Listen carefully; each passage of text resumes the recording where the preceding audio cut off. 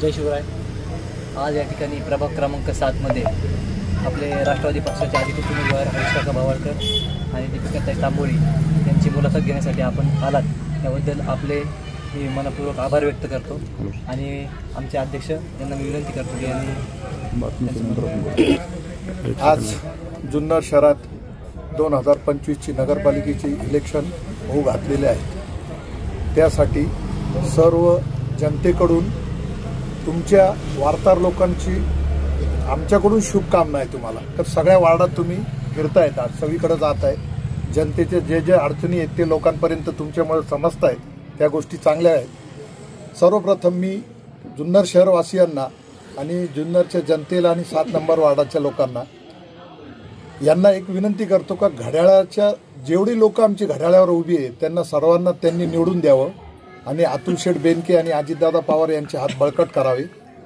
त्याचं कारण साहेब असं आहे की जनतेला मी हा आव्हान का करत आहे, आता तुम्ही 2 दिवस आधीपासून जुन्नर शहरात आहे, तुम्ही सगळीकडे आज नगरपालिकेत होते, बाहेर होते, सगळीकडे काय चाललंय, काय वातावरण चाललंय। जुन्नर तालुक्याचे जे विद्यमान आमदार आहे ते कुठेही लोकांना जनतेच्या विश्वासाला पात्र ठरलेलं नाही। 2 गटात आज भाजप आणि शिवसेनेत किती वादविवाद झालेत हे लोकांनी बघितले। जेव्हा ते आपसात एकमेकांसंगत नाहीये तर ते जनतेसंग कसे आहेत, ते जनतेला न्याय कसे देऊ शकतात। आणि तुम्ही सर्व सुज्ञ आहात, तुम्ही मोठी लोक आहात, तुम्हाला हे जनतेपर्यंत लोकांपर्यंत कळवायचं आहे का आज जुन्नर तालुक्याला न्याय देणारा नेता म्हणजे आदरणीय अतुल शेठ बेनके हाच होऊ शकतो।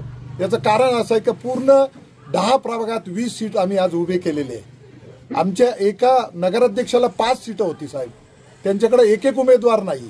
तुम्ही हा विचार सगळ्या जनतेने करावा। आणि आज जुन्नर शहरात भावळकर साहेबांबद्दल काय बोलायचं, त्यांनी आयुष्याचा त्याग केलाय, जनतेसाठी काम केलेलं आहे। आता काही लोक प्रश्न विचारतात का ते RSS मध्ये होते, ते भाजपमध्ये होते, तर साहेब आमचं म्हणणं असं आहे का त्या पक्षाने कधी विचार केला यांचा, जो आज भाजपाचा उमेदवार आहे तो उबाटा गटात जाऊन नगरसेवक होतोय आणि तो परत येऊन भाजपाचा निष्ठावान म्हणून त्यांना नगरसेवकाची हे देण्यात येते। पण भावळकरांवर अत्याचार होतोय आणि आता त्यांचे कार्यकर्ते विचारतात का भावळकरांनी तत्व सोडलं। अहो पक्षांनी तत्व सोडलंय, भावळकरांनी कुठं सोडलंय।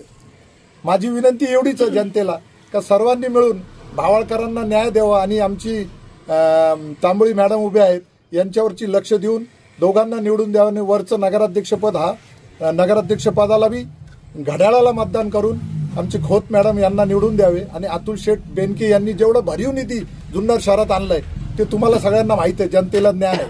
आज ती कामं बंद आहे साहेब, जी चालू होती ती बंद झालेली आहे, म्हणजे आज जनता कुठं चालली।